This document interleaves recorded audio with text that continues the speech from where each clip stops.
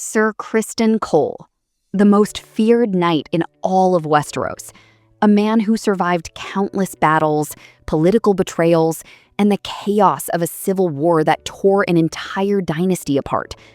And yet, he died without ever drawing his sword. No heroic last stand, no legendary final duel. Just arrows in the mud. Was this the death a warrior of his caliber truly deserved? Or did the show completely butcher one of the most significant deaths of the entire Dance of the Dragons? Welcome back, everyone. Season 3, Episode 6 of House of the Dragon just gave us the moment book readers have been anticipating for years: the Butcher's Ball and the death of Sir Criston Cole. But the question everyone is asking right now is simple. Did the show handle it the way George R.R. Martin intended? Because there are some very real differences between the book and what we watched on screen. And some of those differences actually matter a lot more than you might think. So let's break down every single detail, compare the show to Fire and Blood, and settle this debate once and for all. Let's start with the biggest talking point from the show's version of this death scene. Sir Criston Cole, moments before his end, is still completely consumed by his feelings for Alicent Hightower. Now, look, the show did lay the groundwork for this. One episode earlier, Criston literally said that the one person he'd want singing about his great battles would be Alicent. So the emotional thread was already being stitched into the narrative. And there's actually something genuinely moving about a man who came from absolute nothing, built everything through sheer skill and loyalty, and found his one true emotional anchor in a woman who never truly looked back. But here's the problem. In Fire and Blood, none of that exists. Not even close. The book version of Sir Criston Cole wasn't thinking about love or legacy through someone else's eyes. He was thinking about one thing and one thing only: dying with dignity. He wanted to be remembered as a formidable warrior, as someone who went down fighting. His identity wasn't wrapped up in Alicent's memory of him. It was wrapped up in his own warrior's code and sense of honor. By giving him this romantic obsession in his final moments, the show essentially rewrote what the character stood for at his core. A man who spent his entire...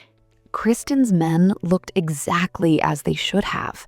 Defeated, starving, running on fumes and loyalty alone. The ones who remained by his side were the truest of true believers, because everyone else had already abandoned him. That sense of a last, desperate stand with the most loyal remnants of a broken army, perfect, exactly as described in the source material. The moment when enemy soldiers emerged from beneath the corpses was genuinely chilling and well executed. That element of brutal surprise warfare felt authentic to the chaos of the Dance of the Dragons. And Oscar Tully's speech? Powerful television. When he delivers the line about building a sept out of traitors' bones, promising the dead he'd honor them with Criston's destruction, that was exactly the right tone for that moment. Merciless, purposeful, cold. Criston's own response, acknowledging with quiet certainty that what surrounded them was their death, was equally effective. That line comes directly from the novel, and it landed exactly as it should. Here's the part that genuinely frustrates me about the adaptation, because there is one line from Fire and Blood that did not make it into the show, and it might be the single most important piece of dialogue associated with Criston Cole's entire death sequence ever. After Criston falls, someone standing over his corpse says this: "I'll have no songs about how brave you died, Kingmaker. There's tens of thousands dead on your account." Spoken over his dead body, to a man who can no longer hear it. Think about how devastating that would have been on screen.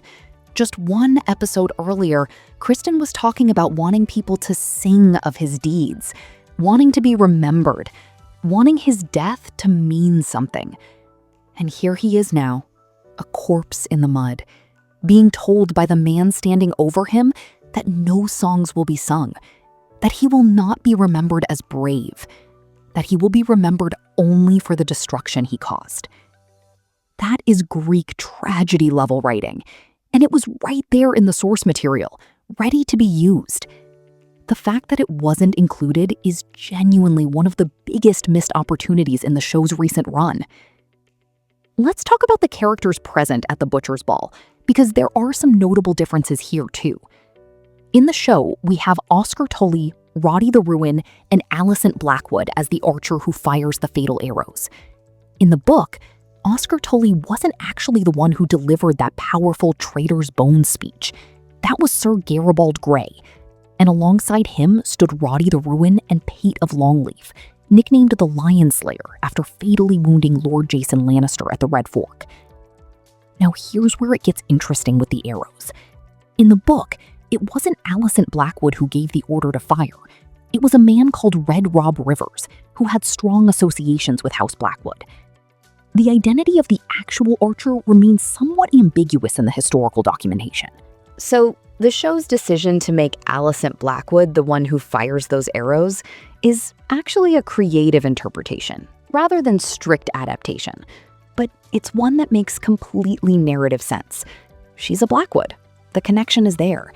And using a woman named Alicent to kill a man who died emotionally chained to a woman named Alicent carries a dark poetic irony that feels very intentional.